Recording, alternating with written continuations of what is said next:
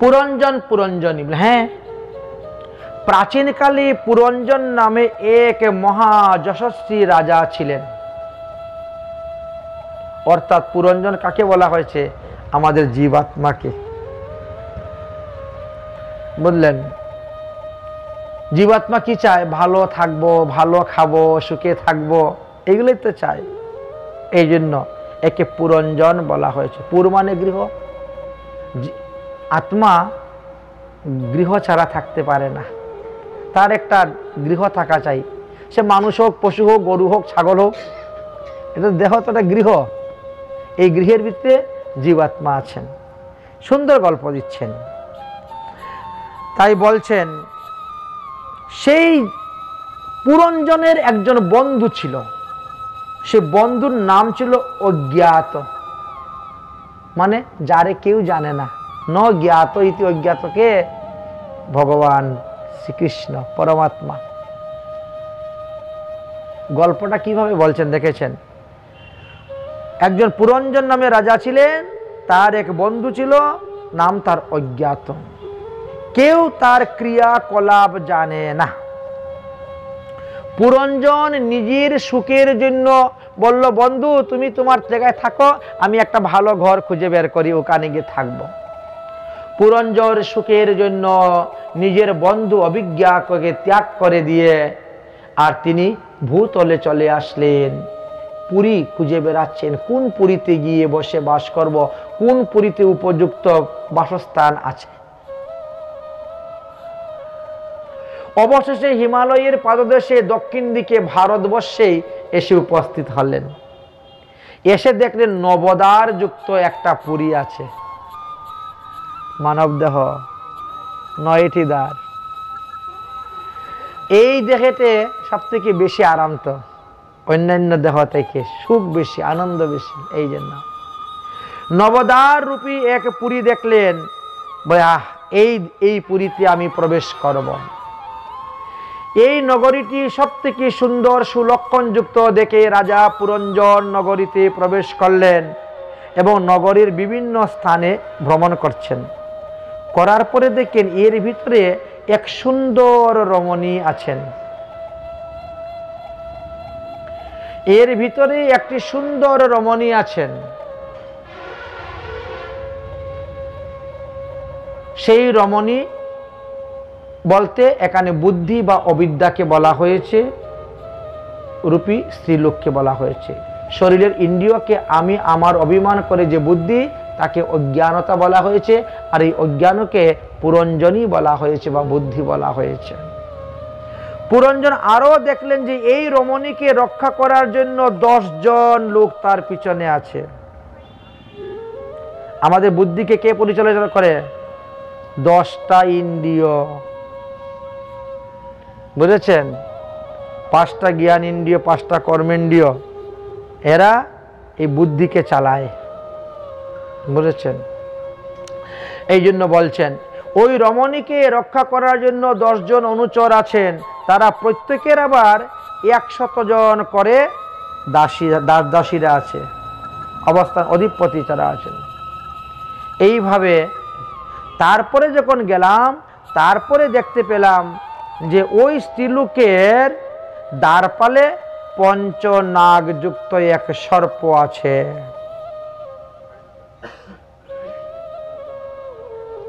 ওই রমণীকে রক্ষা করার জন্য পঞ্চনাগযুক্ত সর্প আছে, অর্থাৎ আমাদের পঞ্চ আত্মা। বললেন, কথা বলছেন। পুরঞ্জন তখন এই নবযৌবন সম্পূর্ণ সুন্দরীকে দর্শন করে মধুর বচনে তাকে জিজ্ঞাসা করছেন, হে সুন্দরী, তুমি কে? তুমি কি দৈবক্রমে এখানে উপস্থিত হয়েছ? তুমি কার কন্যা? তুমি কোথা হইতে এসেছ? কেন বা এসেছ? এই নগরটা কি তোমার? তুমি কি এই নগর নির্মাণ করেছ? তুমি আমাকে সবকিছু বলো। তোমার সঙ্গে যে 10 জন অনুচর আছেন, দেখে মনে হচ্ছে তারা মহাযোদ্ধা, বলবান। আচ্ছা, তাদের নাম এবং পরিচয় একজন একজন করে আমাকে দিবে। তারা মহাবীর বলে মনে হচ্ছে, তাই তাদের নাম আমাকে বলবে। তোমার এই 11 জন সহচরীর নামই বা কি কি তা আমাকে বলবে। তোমার অগ্রগামী যে একটা সর্প দেখা যাচ্ছে তার নামই বা কি সেটাও আমাকে বলবে। তুমি কি এই নির্জন স্থানেতে স্বামী খুঁজে বেড়াচ্ছ, পতি অনুসন্ধান করতেছ, আমাকে বলো। তোমাকে দেখে মনে হচ্ছে তুমি একজন মানবী, তুমি কোনো ভূত প্রেরত নয়, দেবতা নয়, কারণ তোমার পা মাটিতে লেগে আছে, তোমার পা সোজা আছে, উল্টা নয়, তাই ভূত প্রেরত নয়, তুমি একজন মানবী। সুতরাং তোমার নাম কি বলো?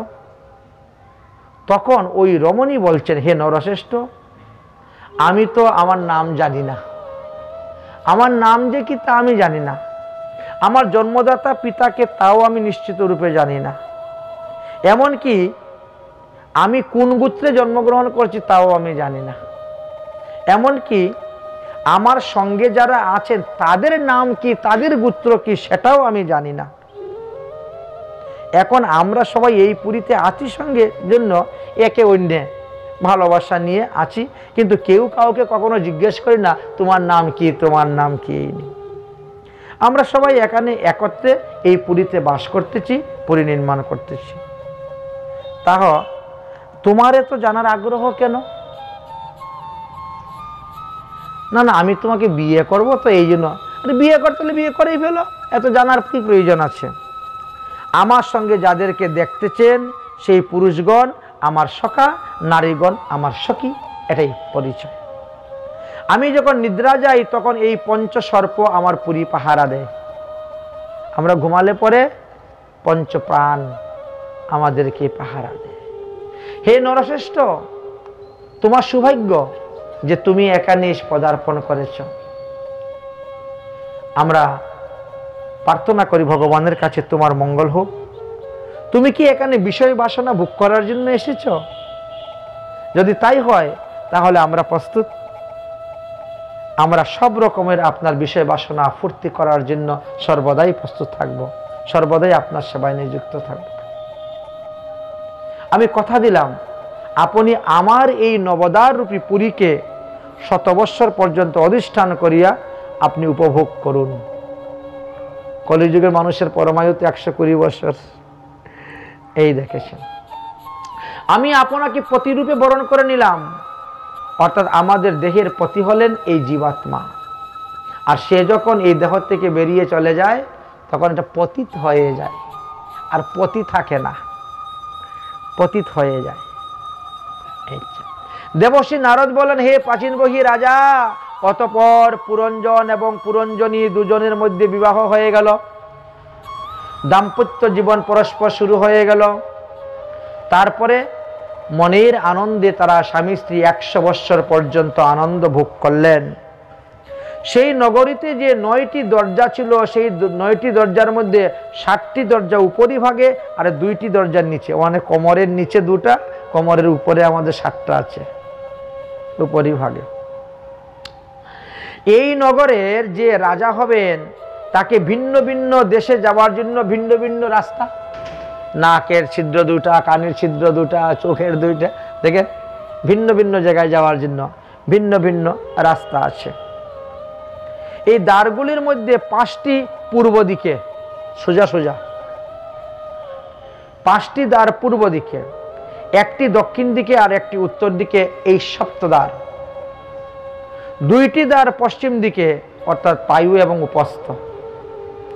আমি সেই দ্বারগুলির নাম এবং কাজের কথা তোমাকে বলবো বলে সেইগুলো বর্ণন করলেন। পূর্ব দিকের দ্বার দিয়ে আমরা কি করি, পশ্চিম দিকের, উত্তর দিকের, দক্ষিণ দিকের সমস্ত দ্বারের কথা বর্ণন করলেন। তারপরে বললেন, পুরঞ্জন যখন নিজের প্রধান সেবক বিশুচিনীকে সঙ্গে অর্থাৎ মনকে সঙ্গে নিয়ে অন্তঃপুরে প্রবেশ করলেন, তখন বুদ্ধির সঙ্গে মানে হৃদয়ের সঙ্গে মিলিত হলো। ইহাতে কি হলো, তিনার অনেক পুত্র এবং কন্যা সন্তান উৎপন্ন হলো, অর্থাৎ কামনা বাসনা। স্ত্রীর প্রেমেতে তিনি এমনই বশীভূত হয়েছিলেন, স্ত্রী যখন যাহা করে তখন তিনি তাই করতেন। পুরঞ্জন, পুরঞ্জনী যদি প্রসাদ খাবে পুরঞ্জন খাবে, পুরঞ্জনী ঘুমালে পুরঞ্জন ঘুমাবে, পুরঞ্জনী বাইরে গেলে পুরঞ্জন বাইরে যাবে। এইভাবে পুরঞ্জনী হাসলে পুরঞ্জনী হাসবে, পুরঞ্জনী কাঁদলে পুরঞ্জনী কাঁদবে, এইভাবে শুরু হয়েছে।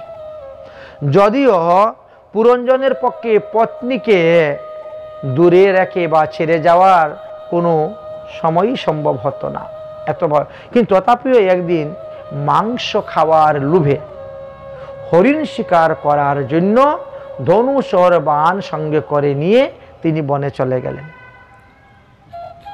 বন থেকে যখন ক্লান্ত পরিশ্রান্ত হয়ে ফিরে আসলেন, তখন পুরঞ্জনী আর তার সঙ্গে কথা বলে না। তিনি স্নান করে খাওয়া দাওয়া করে গেলেন পুরঞ্জনীর কাছে এবং পুরঞ্জনীর পায়ে পড়ে ক্ষমা ভিক্ষা পর্যন্ত চাইলেন।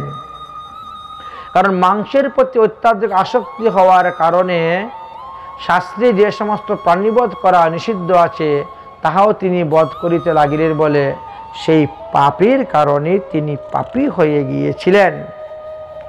পুরঞ্জন স্ত্রীর মনোভাব বুঝিয়া তাহার মানভঞ্জন করার জন্য প্রথমে তার চরণে পড়লেন, তারপর তাকে কুলে করে তুলে বসলেন কুলেতে, তারপরে তাকে নানাভাবে প্রলোভন দিয়ে তাকে শান্ত করেছিলেন।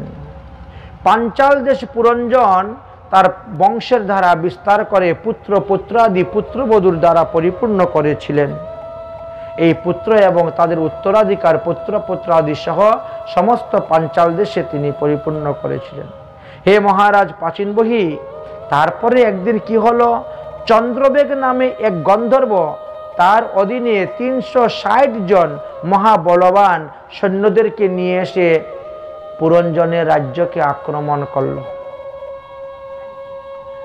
আক্রমণ করে রাজ্যকে লুণ্ঠন করতে শুরু করলো। পুরঞ্জন তখন হাঁ করে বসে আছেন, আর কিছু প্রতিবাদ করতে পারছেন না।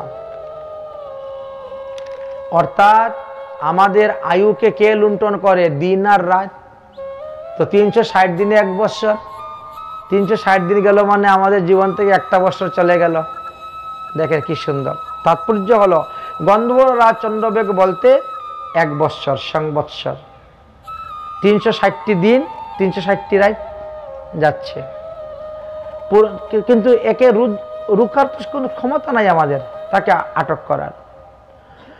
পঞ্চনাগযুক্ত ফনা, সে তখন যুদ্ধ করতে করতে দুর্বল হয়ে গেল, সেও আর কিছু করতে পারতেছে না। হে মহারাজ প্রাচীনবহি, আর সেই সময়ে কালের কন্যা জরা এসে উপস্থিত হয়ে গেছেন। কালের কন্যা জরা এসে আমাদেরকে জরা বিয়া এসে বিয়ে করলো। তখন দেখেন আজকে সর্দি, কালকে মাথা ব্যথা, পেট বেদনা, বায়ু, পিত্ত, কফ সব লেগেই আছে, একটার পরে একটা অসুখ বিসুখ।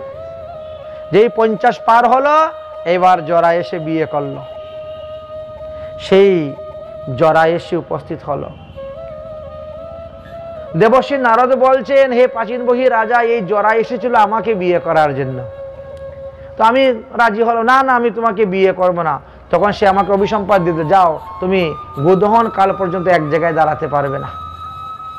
তো আমি এরকম ঘুরে বেড়াই সর্বত্র। তারপরে তিনি বিবাহ করার জন্য গেলেন ভয়ের কাছে। যবনরাজ ভয় বলছে, আমি তোমাকে বিয়ে করব না, তোমার বিয়ের জন্য আমি অন্য একজন ব্যবস্থা করে রেখেছি। তখন তিনি দেখিয়ে দিলেন লক্ষ্য করে যে এই যে কর্মনিষ্ঠ মানুষ আছেন তাদেরকে গিয়ে তুমি বলপূর্বক প্রতিরূপে গ্রহণ করে তাকে ভোগ করো। তাই জরা এসে বলপূর্বক আমাদেরকে ভোগ করেন। যবনরাজ ভয়, সঙ্গে মৃত্যু, কালকন্যা জরা, এই সবাই একত্রিত হয়ে তারা আক্রমণ করতে শুরু করলেন। এইভাবে যখন পুরঞ্জনের রাজ্য আক্রমণ করছেন, তখন পুরঞ্জন চিন্তা করছেন, আমি মরলে পরে আমার স্ত্রীর গতি কি হবে, আমার রাজ্য কি হবে, আমার ছেলে মেয়ে কি হবে। এই চিন্তা করতে করতে করতে করতে পুরঞ্জন যখন মারা গেলেন, মারা যাওয়ার পরে পরবর্তী জন্মে তিনি নারী হয়ে জন্মগ্রহণ করলেন। বিদর্ভ দেশেতে তিনি নারী হয়ে জন্মগ্রহণ করলেন। আর তারপরে কি হয়েছিল, রাজা মলয়দোষের সঙ্গে তিনার বিবাহ হয়েছিল।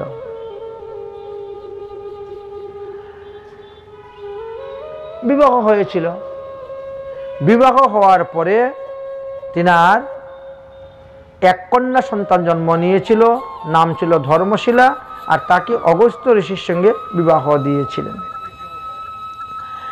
অতঃপর কি হয়েছে, অনেক পুত্র সন্তান জন্ম নিয়েছিল। পুত্রদের উপর রাজ্যভার অর্পণ করে দিয়ে স্বামী স্ত্রী দুজন মিলেই ভগবান শ্রীকৃষ্ণের আরাধনা করার জন্য তপস্যায় চলে যান। এবং আরাধনা করতে করতে রাজা মলয়ধ্বজ মারা যান। রাজা মলয়ধ্বজ মারা যাওয়ার পরে ওই যে পুরঞ্জনী, ইনি তো বিদর্ভ কন্যা, তিনি বলছেন আমার স্বামী যখন মরে গেছে তো আমার বেঁচে থেকে কি লাভ, স্বামীর চিতার মধ্যে উঠে আমিও মরব জলে পুড়ে, আমার বেঁচে থাকার আর লাভ নেই। নিজের হাতে জঙ্গলে শুকনো কাষ্ঠ এনে চিতা তৈরি করেছেন, সপ্তপ্রদক্ষিণ করে চিতার মধ্যে আগুন লাগিয়ে দিয়েছেন। চিতার আগুন যখন ধু ধু করে জ্বলতে শুরু হয়েছে, আর তখনই ওই পুরঞ্জনী দৌড়ে যাচ্ছেন, আগুনের মধ্যে পড়ে তিনি মারা যাবেন। এমন সময় পিছন থেকে এক ব্যক্তি ওনাকে ধরল। এ কি, তুমি মরতে যাচ্ছ কেন? কে? আমাকে ছেড়ে দাও, তুমি আমাকে চিনবে না, আমি তোমার অনেক কালের পুরানা বন্ধু, আমার নাম অভিজ্ঞাত। ছেড়ে দাও, ছেড়ে দাও, আমার স্বামী চলে গেছেন, আমার বেঁচে থেকে কি লাভ। তোমার স্বামী চলে গেছে? কে তোমার স্বামী? বলে এই যে মলয়ধ্বজ রাজা। আরে পাগলি, মলয়ধ্বজ রাজা তোমার স্বামী? কে বলল? এর পূর্বজন্মে যে তোমার স্বামী আরেকজন ছিল, তুমি যে নারী ছিল, তুমি যে আরেকজনের স্বামী ছিলে। এই জন্মে তুমি নারী হয়েছ, কিন্তু পূর্বজন্মে তো তুমি পুরুষ ছিলে, তুমি আরেক রমণীর নারী ছিলে। তোমার কামনা, তোমার বাসনা তোমাকে পুরুষ থেকে নারীতে রূপান্তরিত করে দিয়েছে। এই জন্য তুমি এর জন্য মরতে, এর জন্য মরে তোমার কি লাভ হবে? স্বামী মরে গেছে, মরে গেছে, যাক। স্বামী স্ত্রী একসঙ্গে মরলে স্বর্গে যাওয়া যায়। আর তুমি যদি হরিভজন করে মরতে পারো, তুমি বৈকুণ্ঠে যেতে পারবে, গোলক ধামে যেতে পারবে। স্বামীর সঙ্গে মরতে যাচ্ছ কেন? ভুল সিদ্ধান্ত কেন নিচ্ছ? বুঝাচ্ছেন। আপনি কে? বলে আমাকে চিনবে না, আমি তোমার বহু পুরানা বন্ধু, আমার নাম অভিজ্ঞাত। তুমি আর আমি একসঙ্গে থাকি, জীবাত্মা এবং পরমাত্মা। অতএব প্রাচীনবহী রাজা বুঝতে পারলেন তো, আপনি যে পশু হত্যা করে করে যজ্ঞ করতেছেন, মরার পরে আপনাকে পশু হয়ে জন্মগ্রহণ করতে হবে। গল্পের দ্বারা বুঝিয়ে দিলেন। অতএব পশু হত্যা করে দেবদেবীর পূজা ত্যাগ করে আপনি হরি ভজন করুন, তবেই গিয়ে আপনার আত্মকল্যাণ হবে, মঙ্গল হইবে। হরি কা ভজন করো, হরি হে তুমহারা।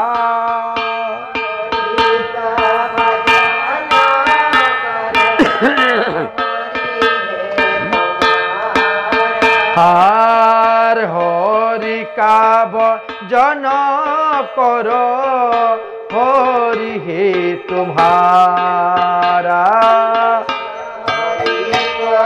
ঠান্ডা লেগে যাচ্ছে।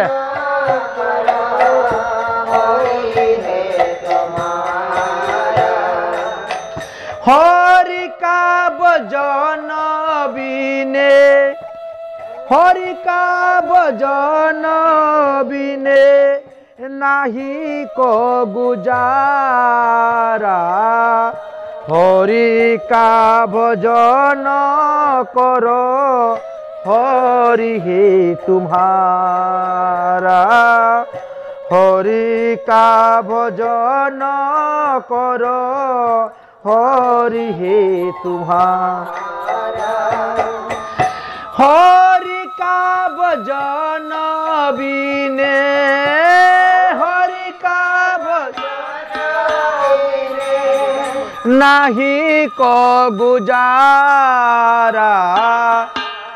হরি কা ভজন করো, হরি হে তুমহারা। হরি কা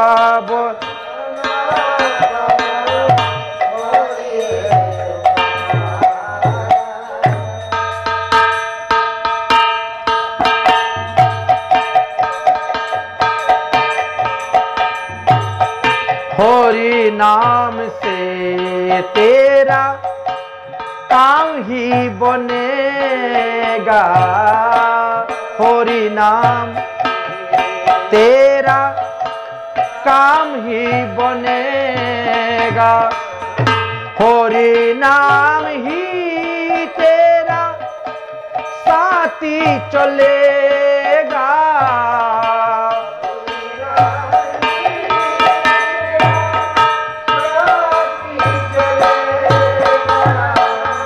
हरि नाम से तेरा काम ही बनेगा,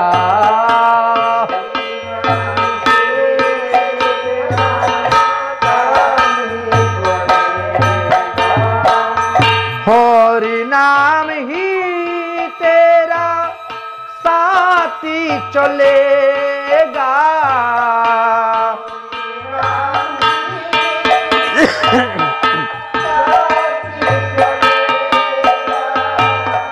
हरि नाम लेने वाला, हरि नाम लेने वाला हरि का प्यारा, हरि नाम हरि का प्यारा, हरि का भजन करो, हरि है तुम्हारा,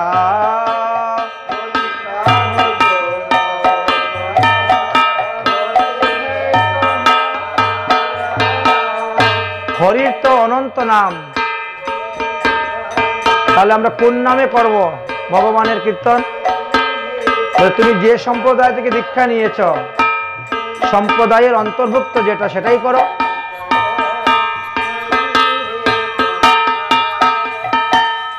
कोई कहे सीताराम, कोई कहे राधे श्याम, कोई कहे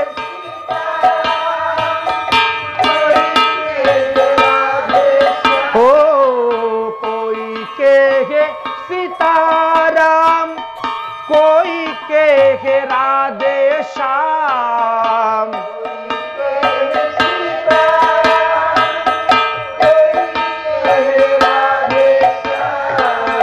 कोई गिरधारी गोपाल, कोई राधा माधव लाल,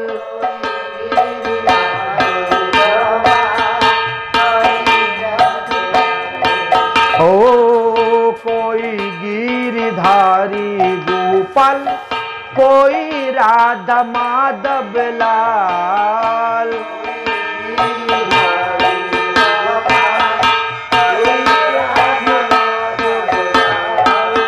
भक्त बसल प्रभु भक्त प्यारा,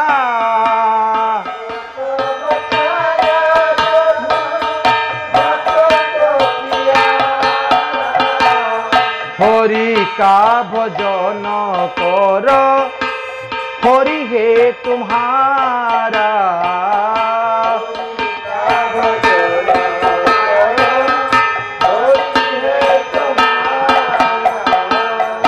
बोले हरि भजन करते गেলে खाली दुख और दुख पावा जाए, सुख पावा जाए ना। बोले हरि की करें तुम्हार प्रारब्ध कर्म शेष करे देन, যাতে তোমার এই প্রারব্ধ কর্ম ভোগ করার জন্য তোমাকে আবার দ্বিতীয়বার পৃথিবীতে না আসতে হয়, তাই চিন্তা করবেন না। সুখ দুঃখ ভুগে যাও, লিখা সব মিটাইয়ে যাও, কপালের লিখা আর সুখ দুঃখ ভুগে যাও, লিখা সব মিটাইয়ে যাও,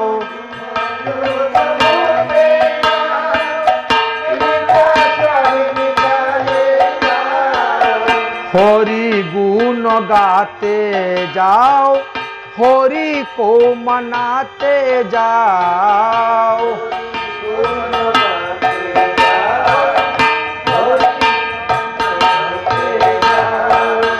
ओहि हरि दीन बंधु सबका प्यारा,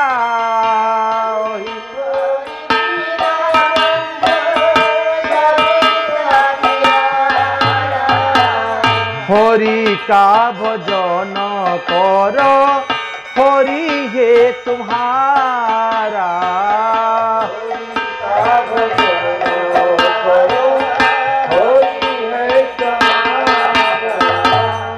আর কি করবেন? তাতে কৃষ্ণ ভজে করো গুরুর সেবন। শুধু হরিভজন করলে হবে না, গুরু সাধুগুরু বৈষ্ণবের সেবা করতে হবে। তোমার যত শক্তি আছে সেই অনুসারে দান দক্ষিণাও করতে হবে।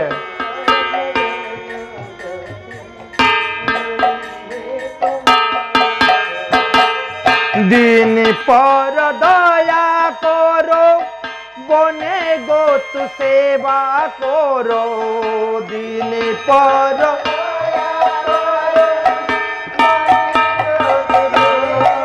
ओ दिन पर दया करो, बने गो तु सेवा करो।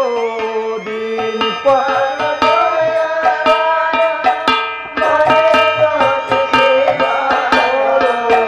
मुह सब दूर करो, प्रेम हरि से करो। प्रेम हरि से करो। ओही भक्ति ओही जुग, ओही ज्ञान सारा। ओही भक्ति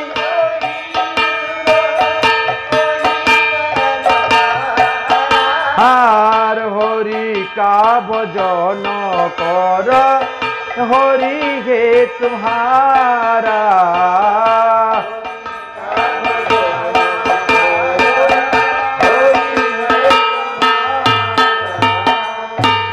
प्राचीन बही राजा देवर्षि नारदेर उपदेशे पेये जीव हत्या करा बंद करे दिलेन।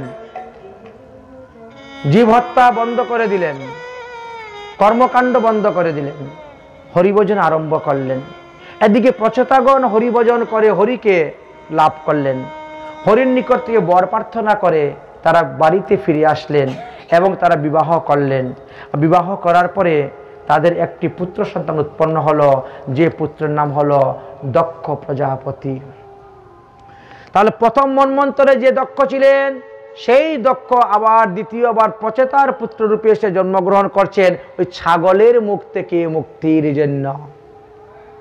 ব্রহ্মার পুত্র যে দক্ষ তিনি ছিল ছাগলের মুখ হয়েছিল। এইবার এই থেকে মুক্তির জন্য দ্বিতীয়বার দক্ষ এসে আবার প্রচেতার পুত্র রূপে মারিসার গর্ভ থেকে জন্মগ্রহণ করলেন। তিনি বিবাহ করলেন এবং তিনার 11,000 পুত্র আর 60টি কন্যা সন্তান হয়েছিল। प्रथम जे दक्ष छिलो तार छिलो मात्र 16टी कन्या। द्वितीय जे दक्ष प्रचेतार पुत्र दक्ष तार छिलो 11,000 पुत्र एवं 60टी कन्या सन्तान। देवर्षि नारदेर आदेशे এই 11,000 পুত্র বাবাজি হয়ে সন্ন্যাসী সাধু হয়ে নিরুদ্দেশ হয়ে চলে যান, যার কারণে তিনি কন্যারত্ন সৃষ্টি করেছিলেন। আর এই 60টি কন্যা থেকে বংশ বিস্তার হয়েছিল, বৃদ্ধি হয়েছিল, ক্রম অনুসারে হয়েছিল। তো এই স্থানেই আমরা চতুর্থ স্কন্ধ বিশ্রাম দিব এবং আমরা পঞ্চম স্কন্ধতে এখন প্রবেশ করব।